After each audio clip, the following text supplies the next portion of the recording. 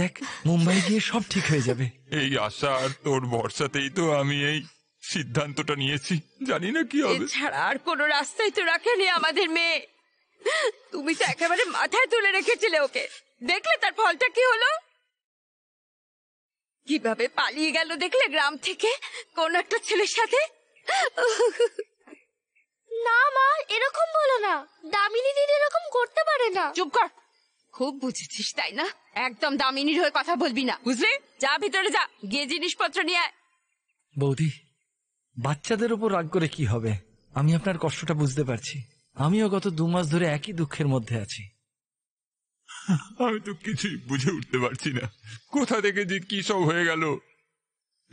প্রথমে তোর মেয়ে সুনিতা পালালো, তারপর আমার মেয়ে দামিনীও চলে গেল। জানি না কার কুনজর পড়লো আমাদের উপরে ভাই, কার কুনজর। সবকিছু শেষ হয়ে গেল, নাম সম্মান গ্রাম সবকিছু। এবার তো পঞ্চায়েত থেকেও গ্রাম ছাড়তে বলেছে। এর থেকে খারাপ আর কি হতে পারে? ওই হেডমাস্টার আমার 2 বাচ্চাকে স্কুল থেকে বাইরে বের করে দিয়েছে। তোর ঋণ আমি কখনো শোধ করতে পারবো না। কি করছিস তুই? একজন বন্ধুই তো সাহায্যের হাত বাড়িয়ে দেয়, তাই না? চলো চলো, দেরি হয়ে যাবে, গাড়ি ছেড়ে দেবে। চলো মালপত্র তোলো, চলো বাবা চলো।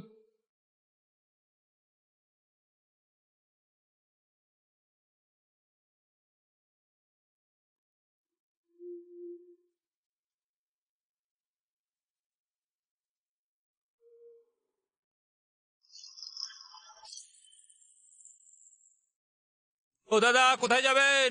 মুম্বাই। মুম্বাই? হ্যাঁ মুম্বাই যাবে, বসুন বসুন বসুন।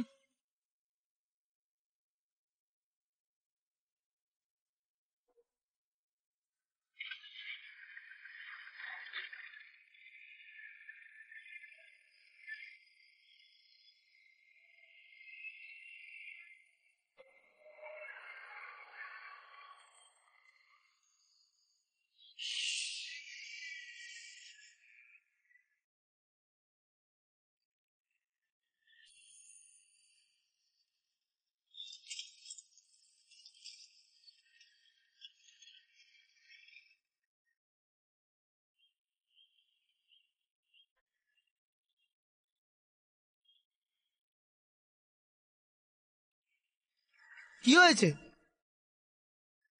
পেপার চাই? 2 টাকা দাও, 2 টাকা দাও, টাইম পাস করো না।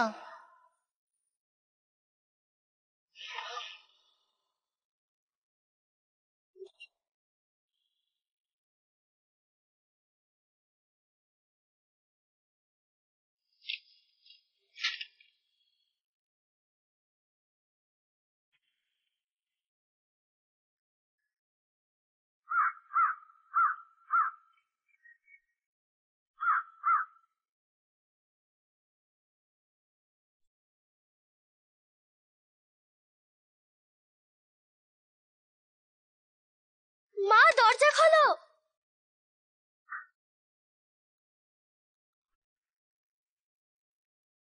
ঋতু, কি হচ্ছে? হ্যাঁ বল। দাঁড়া, বস এখানে, বস বস বস বস বস এখানে, আরাম করে বস, ব্যাগটা রাখ, আস্তে। এবার বল, এবার বল, বল তুই এটা কি দেখাচ্ছিস? এই ক অক্ষর তো আমার কাছে গোমাংস। আমি কি লেখাপড়া জানি? পাগলি একটা। এই কাগজটাতে কি লেখা আছে? হ্যাঁ,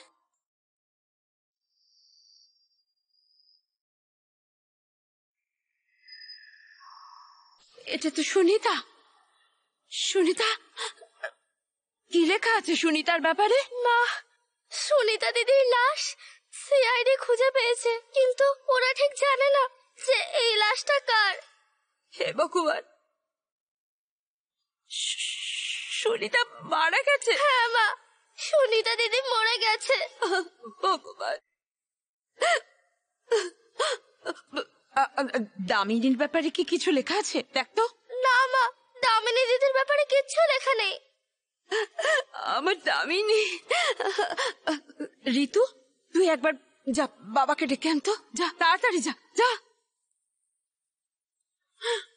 আমার দামিনী। মা, তুমি কাঁদছো কেন? না না, কিছু না, কিছু না তো বাবা, কিছু হয়নি। বৌদি, কোথায় খবর কাগজ? কোথায়? হ্যাঁ, এই যে।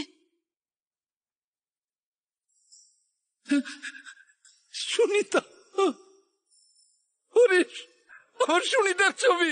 আরে মুকেশ, এটা মুকেশ, কি হয়ে গেল? সামলা নিজেকে ভাই। হরিশ, আমি তো ভেবেছিলাম যে এই শহরে এসে আমি আমার মেয়েকে খুঁজে পাবো,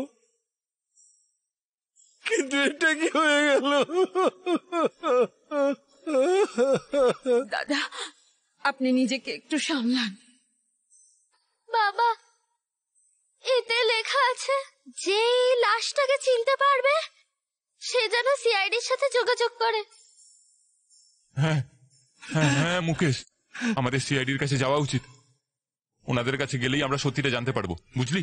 sir, ACP sir, sir, ACP sir, excuse me, sir, কি হয়েছে? স্যার, আপনি আমার মেয়ে, কি হয়েছে? আমার মেয়ে স্যার, স্যার, আমার সুনিতার কি হয়েছে স্যার? এর নাম সুনিতা? হ্যাঁ স্যার। আই এম সরি, কিন্তু কাল রাস্তার ধারেই কিছু লোকজন কাজ করছিল, তারা একটা বাচ্চার মৃতদেহ দেখতে পায়। আর আমরা যখন ওখানে পৌঁছই তখন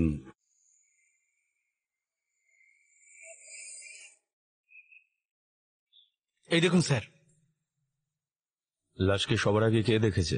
আমি দেখেছিলাম স্যার। কাউকে লাশ ফেলতে দেখেছো? না স্যার, সকাল সকাল যখন এখানে কাজে আসি তখন ওকে এইভাবেই পাই। রজত, এই দেখো, এর হাতের বিভিন্ন জায়গায় পোড়ার দাগ রয়েছে। মনে হয় কেউ জ্বলন্ত সিগারেট দিয়ে এর হাত পুড়িয়েছে। আর এই যে গলার পেছন দিকটা ছড়ে গেছে। বয়স কত হবে ওর? 13-14 বছর বয়স হবে মেয়েটার। এত ছোট বাচ্চার উপর এত অত্যাচার কেউ কিভাবে করতে পারে? আমার মেয়ে, আরে তোকে ফেরত পাবো বলেই তো আমি মুম্বাই শহরে এসেছি, আর তুই আমাকে ছেড়ে চলে গেলি। ফিরে পাওয়ার জন্য মানে কি বলতে চাইছেন? স্যার, মুকেশের মেয়ে সুনিতা আর আমার মেয়ে দামিনী দুজনে 2 মাস আগেই গ্রাম থেকে পালিয়ে মুম্বাই চলে এসেছিল স্যার। কি আপনার মেয়ে সুনিতার সঙ্গে ছিল? হ্যাঁ স্যার। মাই গড!